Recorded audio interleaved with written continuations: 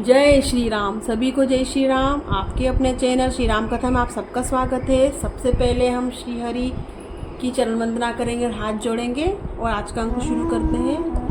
हमने कल page number 119 पढ़ा था, तो आज हम 120 पढ़ेंगे रामचरितमानस का 120 पेज बालकांड। लेकिन इसके पहले हम, जैसा कि नियम है, हमको अंतिम श्लोक पढ़ना रहेगा, तो पहले हम 119 का अंतिम श्लोक पढ़ते हैं।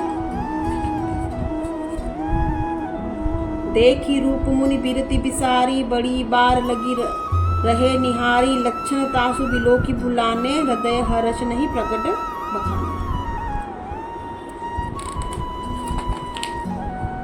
चलिए शुरू करते हैं पेज नंबर 120 से। जो एहि बरई अमर सोई होई, समर भूमि तहि जीत न कोई, सेवई सकल चराचर ताही, बरई सील निधि कन्या जाही। इसका हिंदी में अर्थ जानते हैं। लक्षणों को सोचकर वे मन में कहने लगे कि जो इसे ब्याएगा वह अमर हो जाएगा और रणभूमि में उसे कोई जीत न सका। यह शील निधि की कन्या जिसको वरेगी, सब चर जीव उसकी सेवा करेंगे। लक्षण सब बिचारी उर राखे, कछुक बनाई भूप सन भाषे, सुता सुलक्षण कही नृपन पाही, नारद चले सोच मन माही। सब लक्षणों को विचार कर मुनि ने अपने हृदय में रख लिया और राजा से कुछ अपनी ओर से बनाकर कह दिया। राजा से लड़की के सुलक्षण कहकर नारद जी चल दिए, पर उनके मन में यह चिंता थी कि करो जाई सोई जतन बिचारी, जेही प्रकार मोहि बरे कुमारी, जप तप कछु न होई तेही काला, एह विधि मिलई कवन विधि वाला।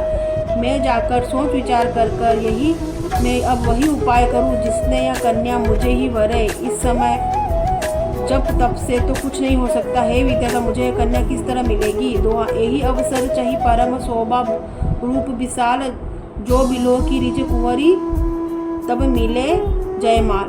इस समय तो बड़ी भारी शोभा और विशाल सुंदर रूप चाहिए, जिसे देखकर राजकुमारी मुझ पर रिझ जाए और जयमाला मेरे गले में डाल दे। हरि सन मांगऊ सुंदराई, हो इहि जात गरहु अति भाई, मोर हित हरि सम नहीं कोऊ, एहि अवसर सहाय सोई होऊ।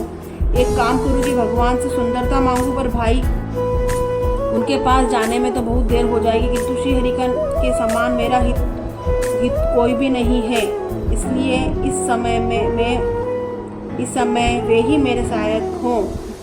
बहुविधि विनय कीनी तेही काला, प्रकटे प्रभु कौतु की कृपाला। प्रभु बिलो की मुनि नयन जुड़ाने, हो इही काजू हिये हर शाने।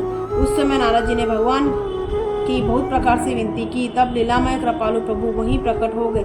स्वामी जी को देखकर नारद जी के नेत्र शीतल होकर वे मन में बड़े ही हर्षित हुए कि अब तो काम बन ही जाएगा। अति आरती कही कथा सुनाई, करहु कृपा करी हो सुहाई, आपन रूप देहु प्रभु मोही, आन भांति नहीं आवो ओही। नारद जी ने बहुत आर्त दिन होकर सब कथा कह सुनाई और प्रार्थना की कि कृपा कीजिए और कृपा करके मेरे सहायक बनिए। हे प्रभु, आप अपना रूप मुझको दीजिए और किसी प्रकार से उस राजकन्या को नहीं पा सकता। जेहि विधि नात होई हित मोरा, करहु सो बेगी दासमय तोरा, निज माया बल देखी विशाला, ही हंसी बोले दीन दयाला। हे नाथ, जिस तरह मेरा हित हुआ वही शीघ्र कीजिए। मैं आपका दास हूँ। अपनी माया का विशाल बल देख कर दीन दयालु भगवान मन ही मन हंसकर बोले। दुआ जेहि विधि ओहि परम हित, नारद सुनु तुम्हार, होई हम करब न आन कछु बचन न मृषा हमार। हे नारद जी, सुनो, जिस प्रकार आपका परम हित होगा वह हम वही कहेंगे, दूसरा कुछ नहीं। हमारा वचन असत्य नहीं होता। कुपत माग रुच व्याकुल रोगी, वैद न देई सुनहु मुनि जोगी, यही विधि हित तुम्हारे में ठयहु, कही अस अंतर हित प्रभु भयहु। हे योगी मुनि सुनिए, रोग में व्याकुल रोगी कुपथ्य मांगे तो वेद्य उसे नहीं देता, उसी प्रकार मैंने भी तुम्हारा हित करने की ठान ली है। ऐसा कहकर भगवान अंतर्ध्यान हो गए। माया विबस भय मुनि मूड़ा, समुझी नहीं हरि गिरा निगूड़ा, गवने तुरत तहाँ ऋषि राई, जहाँ स्वयंवर भूमि बनाई। भगवान की माया के वशीभूत हुए मुनि ऐसे मूढ़ हो गए कि वे भगवान की अगुण स्पष्ट वाणी को भी न समझ सके। ऋषिराज नारद जी तुरंत वहां गए और स्वयं की भूमि बनाई गई थी।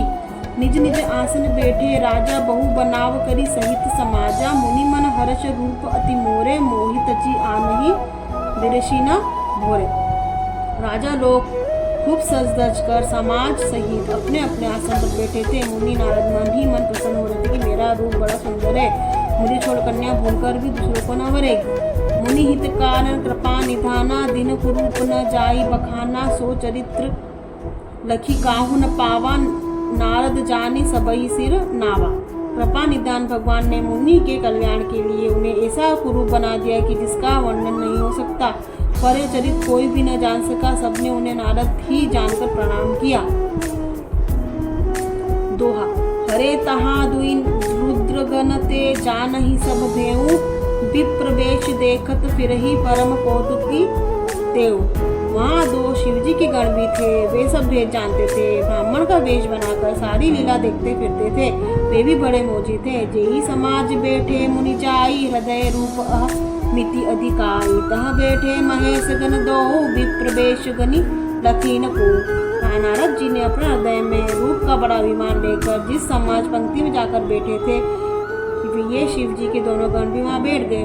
ब्राह्मण के वेश में होने के कारण उनकी इस चालाकों को कोई न जान सका। करही कूटी नारद ही सुनाई इनकी दीन हरि सुंदरताई। रिजि राजकुमारी छवि देखा इन्हीं बरिश हरि जानी विशेषा। इसका अर्थ हिंदी में जानते हैं।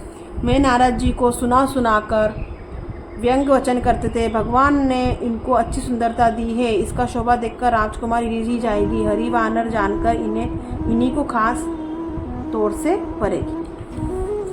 आज हमने पेज नंबर 121 पढ़ा। 121 121, कल हम पढ़ेंगे 122 122 पेज नंबर। और हमको नारद मुनि के बारे में कथा हुई कि वो कैसे एक स्वयंवर में गए और उनको अपना रूप अच्छा करना था, तो भी भगवान विष्णु जी के पास गए कि मेरे को अपना एक अच्छा रूप दो। और वो कैसे चाहते हैं कि वो जो राजकुमारी है उन्हीं को वरें। और उस स्वयंवर में भगवान शिव जी के दो गण भी ब्राह्मण वेश में बैठे हुए और नारद जी को नहीं पता है वो उन्हीं के पास बैठे हुए थे। ये कथा हमको पता नहीं थी, जो इस महान ग्रंथ के माध्यम से हमको इतनी सारी छोटी छोटी कथाएं जो हमारे सनातन धर्म में हमको पता चल रही है, तो ये बहुत ही सौभाग्य की बात है। तो कल हम पेज नंबर 122 पढ़ेंगे। तो हाथ जोड़कर सभी देवी देवताओं से हम क्षमा याचना करते हैं कि हमसे इस महान ग्रंथ को पढ़ने में किसी प्रकार की भी त्रुटि हुई हो तो क्षमा करें। और आप सभी अपने सुझाव कमेंट में लिख सकते हैं। अगर आपको कोई भी कमेंट अगर लिखना हो तो उसका स्वागत है। और आइए, आपका अपने चैनल है श्री राम कथा। तो अगले अंक में फिर आपसे भेंट होगी, तब तक के लिए जय श्री राम।